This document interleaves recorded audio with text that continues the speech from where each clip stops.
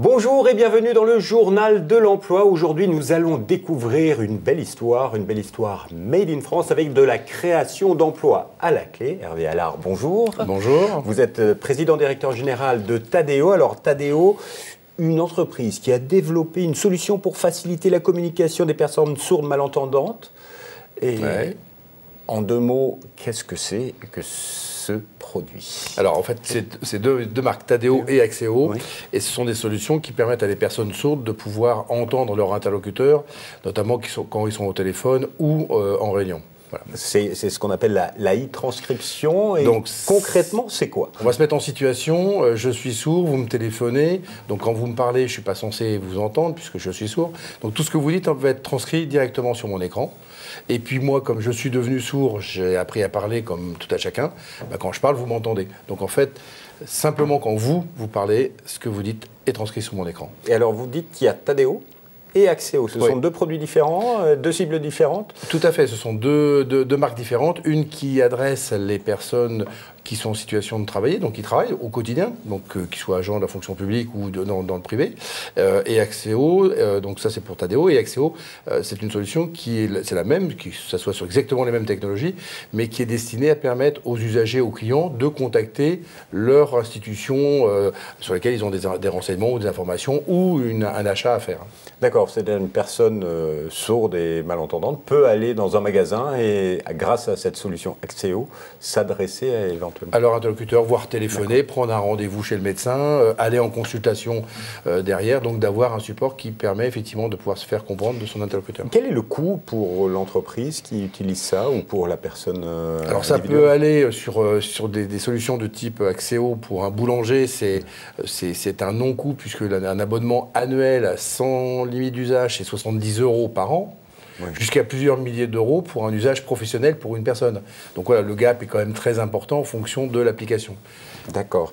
Et vous êtes là surtout parce que vous créez de l'emploi et vous avez annoncé il y a quelque temps la création d'une 50aine d'emplois dans un tout petit village du Haut-Jura. Racontez-nous cette histoire et d'ailleurs pourquoi vous installez dans le Haut-Jura alors que vous êtes installé, votre siège est dans le Val-de-Marne, si je ne me trompe pas. Tout à fait. Alors, moi, je répondrai à votre question par une autre question. Pourquoi pas, en fait? C'est vrai qu'à partir du moment où on fait quelque chose qui n'est pas dans les cases habituelles, on étonne. Nous, on a un établissement à Lyon. On a un établissement effectivement dans le Val-de-Marne, donc tous les deux dans les zones urbaines denses. Et je me suis intéressé puisque les métiers auxquels on forme, donc nos opérateurs, on ne s'intéresse pas en fait à leur passé, on ne s'intéresse pas à leur diplôme, on ne s'intéresse pas à leur expérience, à leur parcours. Ce qui nous intéresse, c'est leur aptitude à faire ce métier. Donc on travaille et on recrute sur les capacités à faire. Moralité, quand on n'a pas de contraintes que de cet ordre à prendre en compte, on peut le faire pratiquement n'importe où. Et donc pourquoi pas justement dans des zones rurales éloignées. Alors comment l'entreprise Tadeo est arrivée à Bouchoux? Pourquoi Bouchoux? Pourquoi ce choix-là, ce village-là, plutôt qu'un autre? Alors en fait, c'est né simplement d'une rencontre il y a très très longtemps avec le Jura, et puis moi et ma famille. Et puis on a acheté un petit bout de terrain un jour, et puis il y a le maire d'une toute petite commune, encore plus petite que les Bouchoux, puisque les Bouchoux c'est 320 habitants. On parle de Bellecombe qui a 90 habitants. Et le maire m'a dit, quand est-ce que vous construirez sur votre terrain? Et puis tout d'un coup, j'ai eu l'idée de dire, tiens, si je viens pas, pourquoi je n'aimerais pas créer des emplois là? En fait, c'est venu simplement d'une interrogation de l'élu local qui me dit, tiens, vous avez votre terrain et quand est-ce que vous allez construire un jour? Et je me suis dit, plutôt que de construire, pour construire une résidence secondaire, pourquoi pas construire utile et d'y faire un établissement, puisque nous, on a besoin de quoi? De 4 murs, un toit, du très haut débit. Et puis voilà, en fait, un peu de chauffage, parce que dans le Haut-Jura, il ne fait pas chaud, mais c'est tout, on n'a pas besoin d'autre chose. Et donc, vous avez lancé cette opération, mais pour le recrutement, parce qu'il faut trouver les salariés qui vont travailler à Bouchoux, dans le Haut-Jura. Au Bouchoux, tout à fait. Alors, les Bouchoux se sont inscrits derrière parce que, en fait, en attendant de construire, il fallait effectivement qu'on ait un lieu d'accueil de nos premiers collaborateurs. Et il s'est avéré qu'il y avait une gendarmerie dans ce village, gendarmerie qui était désaffectée, donc gros bâtiment. Et donc la commune, le maire, les élus recherchaient une nouvelle vie en fait. Et on était informés de notre projet, se disant qu'on avait besoin d'être hébergés provisoirement. Donc nous ont proposé, mais ce bâtiment était beaucoup trop important. Et on s'est dit, mais pourquoi pas en faire directement une plateforme. Donc on a fait un centre de formation et une plateforme. Et vous recrutez comment et qui? Alors on recrute qui? On recrute, comme je le disais tout à l'heure, sans aucune contrainte et filtre à l'entrée, si ce n'est l'envie d'être formé, puisque c'est quand même 50 formations, dont 2 ans de formation intensive.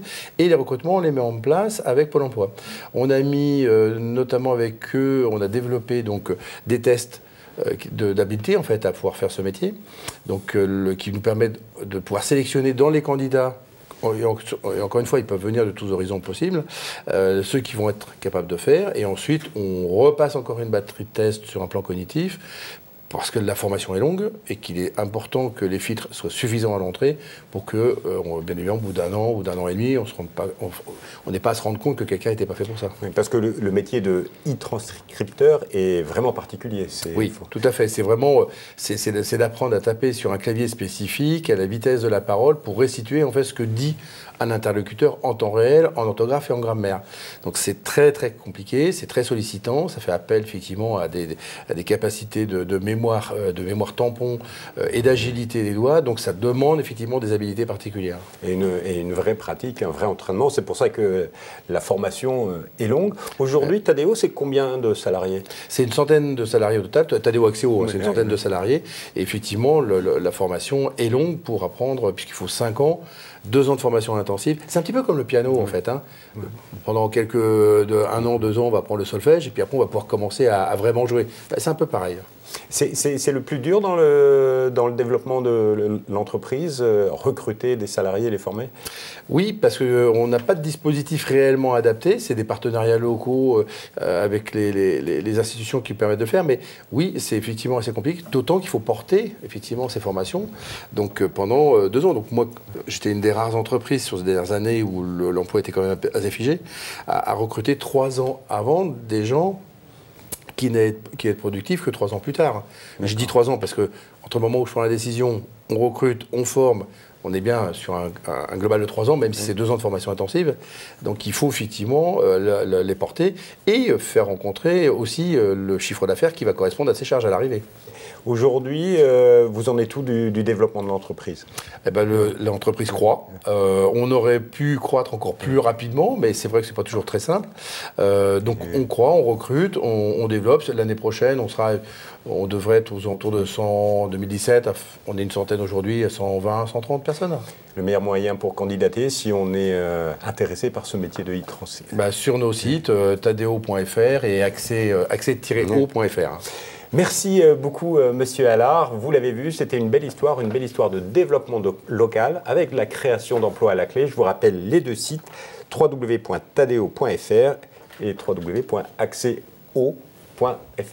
Au revoir et à bientôt pour un nouveau journal.